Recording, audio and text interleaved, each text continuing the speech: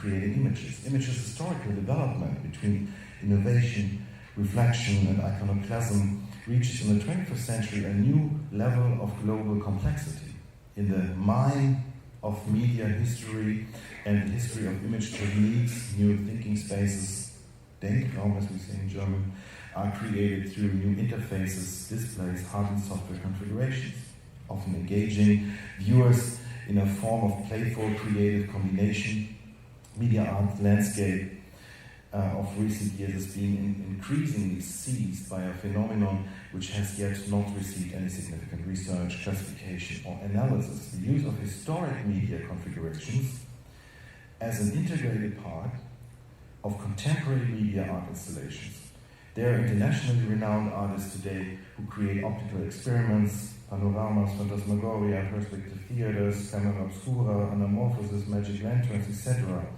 Reinterpreting old optical media, they contextualize our digital image revolution, create distance, and with that, thinking spaces.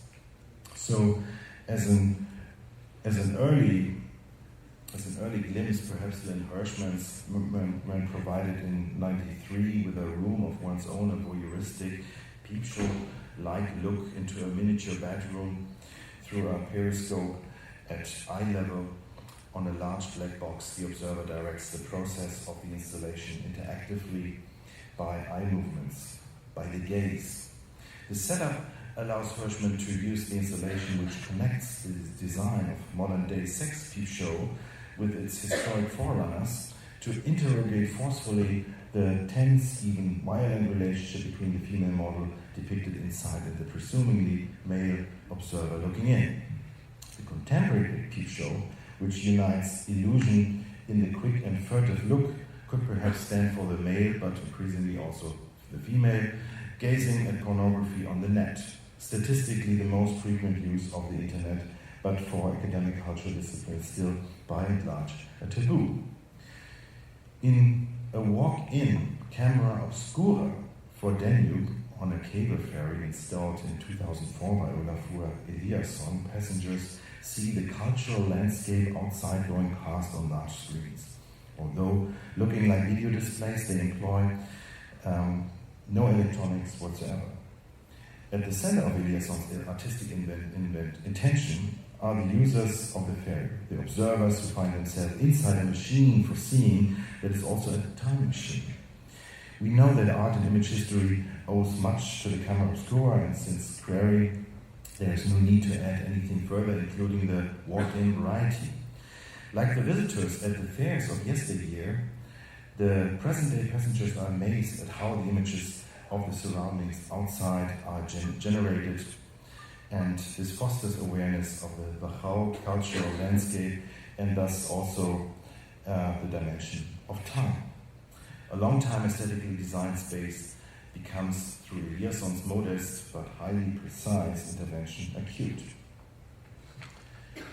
Particularly the panorama, the illusionistic medium par excellence, has enjoyed a revival in media art over the last 20 years in many installations, as we know. Here you see worldwide exhibited artworks from the early 90s by Maurice Benayoun, Michael Neymar, Louis Cochin, and Jeffrey Shaw and their teams. Shaw is working for decades with immersion and uses the term panorama since about 15 years.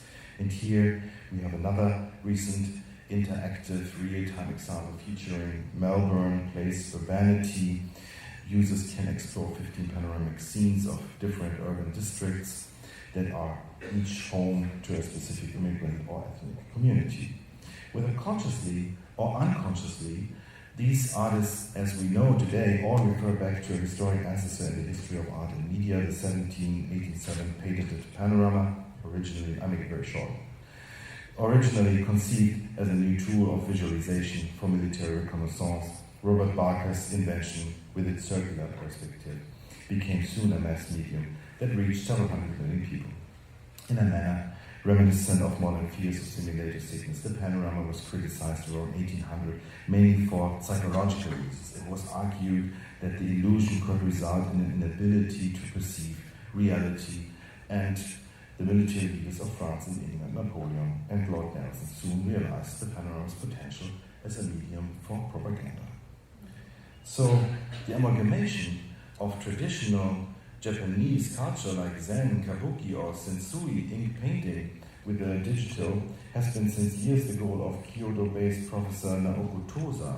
Here you see her interactive Zen garden, which makes us reflect on the comparison of digital culture with our traditions.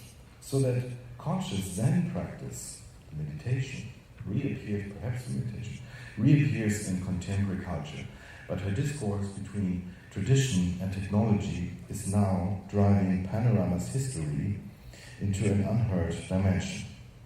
For the upcoming World Expo 2012 in Korea, Tosa is planning to bring the lineage of huge, impressive, immersive pavilions you find in most world fairs, and here you have some examples of those, with the latest technology to a new level. Tosa's installation Underwater Sensui with 4 gods will transpose visitors into immersive 360-degree projections, a gigantic 250-meter long landscape wall panorama of more than 20-meter high projections of dynamic Sensui ink paintings. Additionally, people walk under enormous flying dragons. So imagine 20 meters, 25 meters high. There are these huge 50-meter big dragons maybe, which dominate the ceiling, consisting of a gigantic LED display by 23 meter wide and as long as 2.5 football fields.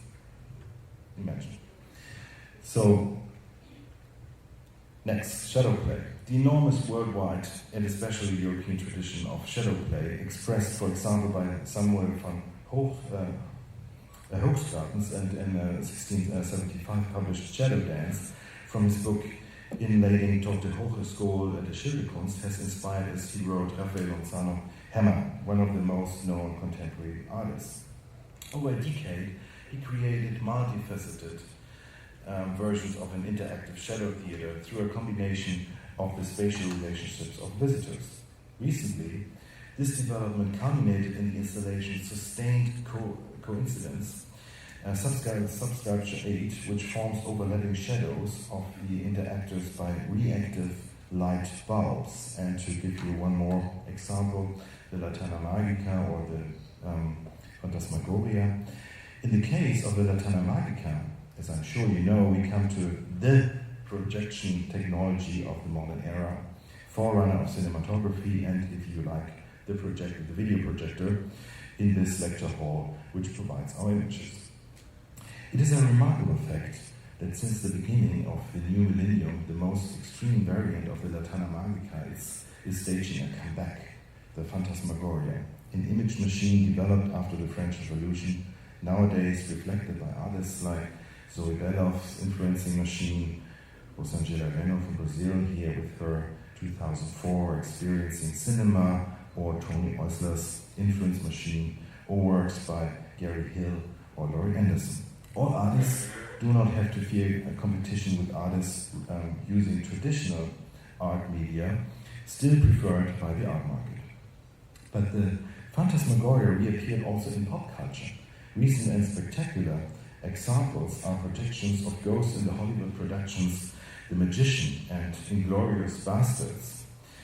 In the latter, the freshly murdered owner of a Paris cinema whose parents were also killed by the Nazis, it appears in a burning cinema to the trapped people, all of them top Nazis, then as a large projection, first on the cinema screen, then in the classic phantasmagoric manner on fire smoke, here as an avenging angel. And a new variant of this media art historic lineage was created just during the last few years by Jeffrey Shaw and Sarah Kenderdine with Unmakeable Love in their cybernetic theater Reactor.